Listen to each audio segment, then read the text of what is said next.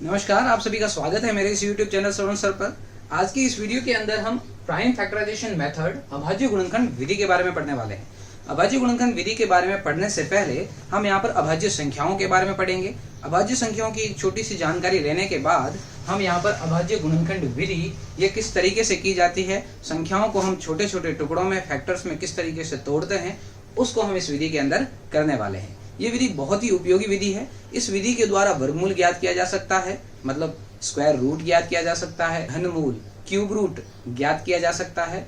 और इस विधि के द्वारा हम किसी भी बड़ी संख्या को छोटे छोटे टुकड़ों के अंदर तोड़ सकते हैं, जिससे हमें भाग लगाना आसान होता है। मतलब अगर हम कोई भी डिवीजन वाली प्रक्रिया करते हैं, भाग वाली प्रक्रिया करते हैं, उसके अंदर भी इसका बहुत ही बड़ा उपयोग होता है। तो चलिए बिना किसी देर किए शुरू करते हैं आज का वीडियो।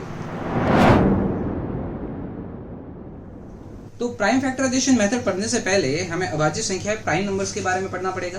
तो डेफिनेशन क्या है? A number having only two factors. उसके केवल दो ही फैक्टर होते हैं, एक तो होता है 1 और एक होता है नंबर इटसेल्फ, मतलब वो नंबर खुद होता है। इसके केवल दो ही गुणनखंड होंगे, एक तो 1 होगा, मतलब उसके अंदर 1 का भाग पूरा पूरा जाएगा, और एक वो संख्या स्वयं होगी जिसका इसके अंदर भाग पूरा पूरा जाएगा। अब इसके कौन कौन से एग्जाम्पल है, मतलब इसकी कौन कौन सी अभाज्य संख्या हुआ करती है, वो है 2 है, 3 है, 5 है, 7 है। तो इस प्रकार ये हमारी जो यहाँ पर लिखी हुई ये सारी अभाज्य संख्या है। इन सारी अभाज्य संख्याओं में सारे प्राइम नंबर के अंदर सबसे छोटी अभाज्य संख्या, जो सबसे स्मॉलेस्ट प्राइम नंबर होता है, वो होता है 2। और 2 सबसे स्मॉलेस्ट तो है ही, उसके साथ साथ ये एक ऐसा नंबर है जो इवन नंबर है, मतलब सम संख्या है। इसमें 2 का भाग पूरा पूरा जाता है, बाकी किसी संख्या के अंदर 2 का भाग पूरा पूरा नहीं जाएगा। इसका मतलब एक चीज यह हमें यहाँ पे ध्यान रखनी है कि प्राइम नंबर में 2 को छोड़ के बाकी सारे जो प्राइम नंबर होते हैं, बाकी जो सारी अभाज्य संख्याएं होती है, वो ऑड नंबर होती है, विषम संख्याएं होती है, उनमें 2 का भाग पूरा पूरा नहीं जाता। उसके बाद हम इन एग्जाम्पल्स को देखते हैं और समझते हैं ये किस तरीके से अभाज्य संख्याएं है। तो सबसे पहले हम 2 से शुरुआत करते हैं, 2 को देखते हैं। 2 के अंदर 1 का भाग पूरा पूरा जाता है और 2 का भाग जाता है, इसके अलावा इसके अंदर किसी और का भाग नहीं जाता। इसका मतलब इसके ओनली 2 फैक्टर्स है, केवल 2 ही गुणनखंड है, इसके अलावा इसका कोई गुणनखंड नहीं है। अब हम 3 को देखेंगे, 5 को, 7 को, किसी को भी अगर हम चेक करें तो हमें ये पता चलेगा इन सभी के अंदर हम देखते हैं तो सभी के अंदर 1 का भाग पूरा पूरा जाता है। इसका मतलब एक फैक्टर तो हो गया, एक गुणनखंड तो हो गया। अब दूसरा गुणनखंड अगर हम 3 को देखें तो 3 में 3 का भाग ही जाएगा, 3 के अंदर और किसी का भाग नहीं जाएगा। 5 के अंदर 5 का भाग ही जाएगा, इसके अलावा दूसरा नहीं जाएगा। 7 के अंदर देखें तो इन सभी संख्याओं में देखें तो इन सभी संख्याओं में 1 का भाग जाता है और उसी संख्या का उसके अंदर भाग पूरा पूरा जाता है। इसका मतलब इसके केवल 2 ही गुणनखंड है, और जिसके केवल 2 ही गुणनखंड होंगे, उससे ज्यादा गुणनखंड नहीं होंगे, उसको हम अभाज्य संख्याएं बोलेंगे, प्राइम नंबर्स बोलेंगे। अब हम आगे अभाज्य गुणनखंड विधि के बारे में पढ़ने वाले हैं। अभाज्य गुणनखंड विधि के अंदर हम यहाँ पर इस प्रकार से ये अभाज्य संख्याओं के क्रम को लेने वाले हैं। सबसे पहले हम 2 का भाग लगाएंगे, 2 का भाग पूरा पूरा चला गया या 2 का भाग नहीं जाता है तो फिर हम 3 की तरफ बढ़ेंगे, 3 का भाग लगाएंगे, 3 का भाग हमने दे दिया या 3 का भाग नहीं जाता है तो 3 को छोड़कर आगे बढ़ जाएंगे। इस क्रम अनुसार ही हम अभाज्य गुणनखंड विधि को करने वाले हैं। प्राइम फैक्टराइजेशन मेथड पढ़ने से पहले हम रूल्स ऑफ डिविजिबिलिटी, भाजकता के नियम की एक छोटी सी जानकारी हम यहाँ पर ले लेते हैं। कुछ हम छोटे मोटे 2-3 नियमों के बारे में हम यहाँ पर पढ़ लेंगे, जो भाजकता के नियम है, रूल्स ऑफ डिविजिबिलिटी है। ठीक है, तो हमारा सबसे पहला है डिविजिबिलिटी बाई 2, मतलब 2 की भाजकता। मतलब ऐसी कौन सी संख्या है जिसमें 2 का भाग पूरा पूरा जाता है, हम कैसे पता करेंगे देख के। तो उसकी डिविजिबिलिटी बाई 2 क्या कहती है? वो कहती है कि कोई भी संख्या जिसका इकाई का अंक, मतलब उसका यूनिट प्लेस, अगर वो 0, 2, 4, 6, 8 होता है, मतलब कोई भी जो नंबर होगा उसका यूनिट प्लेस, इकाई का अंक अगर 0, 2, 4, 6, 8 होगा, तो वो नंबर जो होगा पूरा पूरा नंबर 2 से परफेक्टली डिविजिबल होगा। इसका मतलब उस पूरे नंबर में 2 का पूरा पूरा भाग जाएगा। उसके बाद आता है डिविजिबिलिटी बाई 3, 3 की भाजकता। 3 की भाजकता क्या कहती है कि आपको कोई भी एक नंबर गिवन होगा, उस नंबर के अंदर जो अंक है, जो डिजिट्स है, उन डिजिट्स का आपको सम कर लेना है, योग कर लेना है, उन डिजिट्स को जोड़ देना है। जोड़ने के बाद जो आपको आंसर मिलेगा, वो आंसर जो होगा उसके अंदर अगर 3 का भाग पूरा पूरा जाता है, इसका मतलब वो 3 से डिविजिबल है, तो वो पूरा नंबर जो आपको गिवन नंबर होगा, दिया हुआ जो नंबर होगा, वो पूरा नंबर भी 3 से पूरा पूरा डिविजिबल होगा, उसमें 3 का पूरा पूरा भाग जाएगा। ओके, तो यह है डिविजिबिलिटी बाय 3। इसका हम एक एग्जांपल ले सकते हैं। जैसे आपको कैसे करना है, हमारे पास में एक नंबर दिया गया है 513, 513 हमें जो है दे रखा है। अब हम चेक करते हैं कि यह 3 से डिविजिबल है या नहीं। तो उसको चेक करने का क्या तरीका है, इसमें डिजिट्स कौन कौन से आ रहे हैं, एक तो है 5, एक है 1, एक है 3। इसमें ये 3 डिजिट आ रहे हैं। इन तीनों डिजिट का हमें क्या कर लेना है, सम कर लेना है, जोड़ देना है।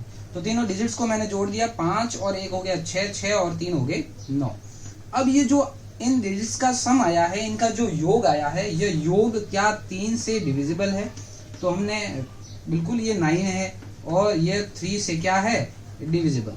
तो 3 से ये डिविजिबल है, इसका मतलब ये होल नंबर 513 जो होगा वो 3 से परफेक्टली डिविजिबल होगा, मतलब इस पूरे नंबर में 3 का भाग पूरा पूरा जाएगा।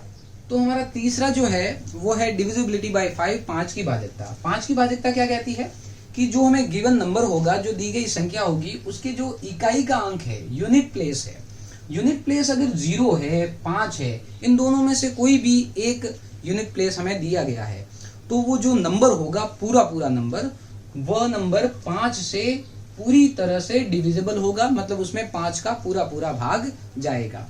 तो हम 5 की टेबल में भी देख सकते हैं, 5 के पहाड़े में भी देख सकते हैं, उसके अंदर जो यूनिट प्लेस जो आया करता है वो 0 और 5 ही आता है। ठीक है, तो 5 का डिविजिबिलिटी यही कहता है कि उसका इकाई का अंक, उसका यूनिट प्लेस 0 या 5 होना चाहिए, तो ही वो 5 से परफेक्टली डिविजिबल होगा। ओके, तो अब रूल्स ऑफ डिविजिबिलिटी के छोटे मोटे नियम देख लेने के बाद में अब हम अभाज्य गुणनखंड विधि करने वाले हैं, प्राइम फैक्टराइजेशन मेथड करने वाले हैं। प्राइम फैक्टराइजेशन मेथड के अंदर हम यहाँ पर छोटे मोटे एग्जांपल्स लेंगे और हम चेक करेंगे कि उसके अंदर जो है गिवन नंबर जो हमें होगा, उस नंबर को प्राइम फैक्टर के अंदर किस तरीके से तोड़ा जाता है, उनके अभाज्य गुणनखंड किस तरीके से किए जाते हैं, उसको हम यहाँ पर देखने वाले हैं। तो हमने प्राइम फैक्टराइजेशन के अंदर पहली संख्या अपनी ले ली है जो है 12, 12। अब इसका हम प्राइम फैक्टराइजेशन करेंगे, मतलब अभाज्य गुणनखंड करेंगे। किस तरीके से करेंगे, तो हमें पहले कुछ इस तरीके से बना देना है और उस 12 को हम यहाँ पर लिख लेंगे। ठीक है, जब भी हम प्राइम फैक्टराइजेशन करेंगे तो हम सबसे पहले प्राइम फैक्टर से डिवाइड करना शुरू करेंगे, और मैंने आपको क्रम बताया था पहले हम 2 से डिवाइड करेंगे, 2 से नहीं जाता है तो फिर 3 से, फिर ऐसे करके 5 से, 7 से, फिर 11 से। इस तरीके से प्राइम फैक्टर से हम यहाँ पर डिवाइड करना शुरू करेंगे, भाग देना शुरू करेंगे। तो सबसे पहले 12 के अंदर किसका भाग लगाएंगे, हम 2 का भाग लगाएंगे। बिल्कुल इसके अंदर 2 की भाजकता का नियम इसमें लग रहा है। इसका इकाई का अंक यहाँ पर हम देख रहे हैं कि 2 है, इसका मतलब इसके अंदर 2 का पूरा पूरा भाग जाएगा। तो हमने 2 का भाग दिया 12 में, कितनी बार जाता है, 6 बार जाता है। तो यहाँ पर 2 का भाग चला गया। अब हम आगे जो संख्या हमें 6 मिली है, इस 6 के अंदर भी देखेंगे 2 का भाग पुनः जाएगा कि नहीं जाएगा। तो 2 का भाग इसमें भी जाता है, कितनी बार जाएगा, 3 बार जाएगा।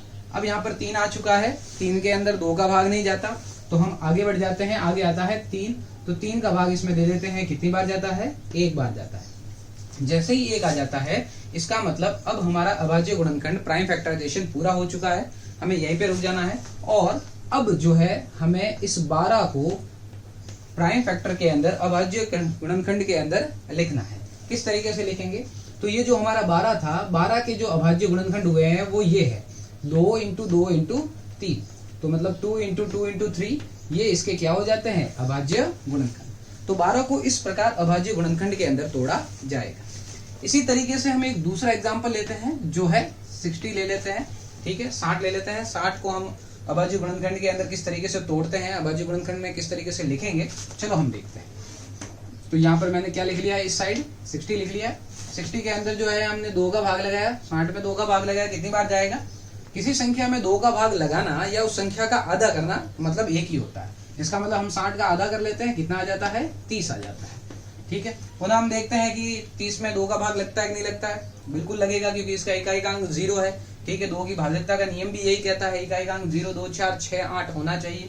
तो इसमें 2 का भाग पूरा पूरा जाएगा, 2 का भाग हमने दिया तो 30 का आधा हो जाएगा, 15 हो जाएगा। ओके, अब इसमें 2 का भाग नहीं जाएगा क्योंकि इकाई का अंक 5 है। 5 में 2 का भाग नहीं जाता, तो हम आगे बढ़ जाते हैं तो 3 का भाग देते हैं। तो 3 का भाग 15 में पूरा पूरा जाता है, कितनी बार जाता है? 5 बार जाता है। ओके, अब आगे आ चुका है 5 में 3 का भाग नहीं जाएगा, तो हम किसका भाग लगाएंगे? 5 का लगाएंगे, और क्या आ जाएगा? 1 आ जाएगा। जैसे ही 1 आया, इसका मतलब अभाज्य गुणनखंड पूरा हो चुका है, यहाँ पर हमें रुक जाना है। अब हम इस 60 को अभाज्य गुणनखंड के टुकड़ों में लिख सकते हैं, जो है 2 × 2 × 3 × 5। ये जो आगे यहाँ पर ये जो टुकड़े हुए हैं, ये है अभाज्य गुणनखंड इसके। ओके, इनको वापस हम यहाँ पर मल्टीप्लाई में गुणा में लिख लेंगे, तो वापस हमें 60 मिलेगा। ओके, ठीक है, 5 का 3 से हम गुणा करेंगे तो 15 आएगा, 15 का 2 से करेंगे तो 30 आएगा, और 30 का 2 से गुणा करेंगे तो वापस 60 आएगा। तो इस प्रकार ये अभाज्य गुणनखंड के टुकड़ों के अंदर टूट जाता है। इसी प्रकार हम एक तीसरा जो क्वेश्चन लेते हैं, जो है हमारा 117। अब हम 117 के अभाज्य गुणनखंड ज्ञात करेंगे। किस तरीके से करेंगे? सबसे पहले इस तरीके से बना लेंगे और 117 को हम इस तरफ लिख लेंगे। अब हम यहाँ पर देखेंगे कि इसमें 2 का भाग पूरा पूरा जाता है कि नहीं। तो इसका इकाई का अंक 7 है, इसका मतलब 2 का भाग नहीं जाएगा। तो हम बिना किसी देर के आगे बढ़ जाएंगे, 3 पर पहुंच जाएंगे। 3 का भाग जाएगा कि नहीं जाएगा? तो देखिए यहाँ पर ये है 7 और 1 होता है 8 और 1 क्या हो जाता है? 9 में 3 का भाग पूरा जाता है, इसका मतलब इस संख्या में भी 3 का भाग पूरा पूरा जाएगा। तो अब हमें 117 में 3 का भाग पूरा पूरा दे देना है। किस तरीके से देते हैं? बिल्कुल याद हो तो हमने भाग वाली प्रक्रिया आपने एक पिछले वीडियो में कर रखी है, ठीक है, लिंक मैंने डिस्क्रिप्शन में दे दिया है, आप वहां जाके चेक कर सकते हैं। तो अब हम 117 के अंदर 3 का भाग लगा देते हैं। 3 का भाग 1 में नहीं जाता है, तो हमने 1 को साथ में ले लिया, हो गए 11। 11 में हम 3 का भाग देंगे तो कितनी बार जाएगा? 3 बार जाएगा। यहाँ पे आ जाएगा 9 को हम घटा लेंगे 11 में से, आएंगे 2। 7 को हम यहाँ पर नीचे लेके आ जाएंगे, हो जाएगा 27 में जब मैं 3 का भाग दूंगा तो जाएगा 9 बार, तो यहाँ पर जाएगा 27 और घटा के यहाँ पर भाग पूरा पूरा चला जाएगा। तो यहाँ पर हमारा आंसर जो है वो 39 आता है। ओके, अब हम वापस चेक करेंगे इसमें 3 का भाग जाएगा कि नहीं जाएगा। तो 9 और 3 को जब मैं जोड़ूंगा तो हो जाएंगे 12 में 3 का भाग पूरा पूरा जाता है, तो यहाँ पर भी मैं 3 का भाग दे सकता हूँ। तो 3 का भाग जब मैं 39 के अंदर दूंगा, तो यहाँ पर लिखा मैंने 39 और 3 का भाग लगाया। 3 का भाग 3 में जाएगा 1 बार, यहाँ पर आ जाएगा 3, घटाऊंगा तो आ जाएगा 0। 9 को लेके आ जाएंगे नीचे। अब हम 9 में 3 का भाग लगाएंगे, कितनी बार जाएगा? 3 बार जाएगा। यहाँ पर आ जाएगा 9 और हमारा भाग पूरा हो जाएगा। तो भाग कितनी बार गया? 13 बार गया। ठीक है, अब हम वापस 3 का भाग चेक करेंगे, तो 13 में 3 का भाग नहीं जाएगा, क्योंकि 13 जो है 3 के पहाड़े में नहीं आता। 13 के लिए हम ये बात कर सकते हैं कि 13 जो है हमारा एक प्राइम नंबर है, अभाज्य संख्या है, तो इस 13 के अंदर सिर्फ 13 का ही भाग जाएगा। तो 13 के अंदर हमने 13 का भाग दिया, कितनी बार आ जाएगा? कितना आ जाएगा? 1 आ जाएगा। ठीक है, तो इस प्रकार यहाँ पर हमारे अभाज्य गुणनखंड की प्रक्रिया पूरी हो जाती है। तो 117 को हम किन अभाज्य गुणनखंड में लिख सकते हैं? 3 × 3 × 13। तो इस प्रकार हम 117 को इन 3 अभाज्य गुणनखंड के अंदर विभाजित कर सकते हैं। ये इसके 3 प्राइम फैक्टर्स होते हैं। तो प्राइम फैक्टराइजेशन मेथड, अभाज्य गुणनखंड विधि, एलसीएम और एचसीएफ ज्ञात करने के अंदर भी लघुत्तम समापवर्ती और महत्तम समापवर्तक ज्ञात करने में भी बहुत ही उपयोगी विधि है। अगर आपको ये वीडियो अच्छी लगी है तो लाइक करें, शेयर करें और सब्सक्राइब करें हमारे चैनल को। Thank you.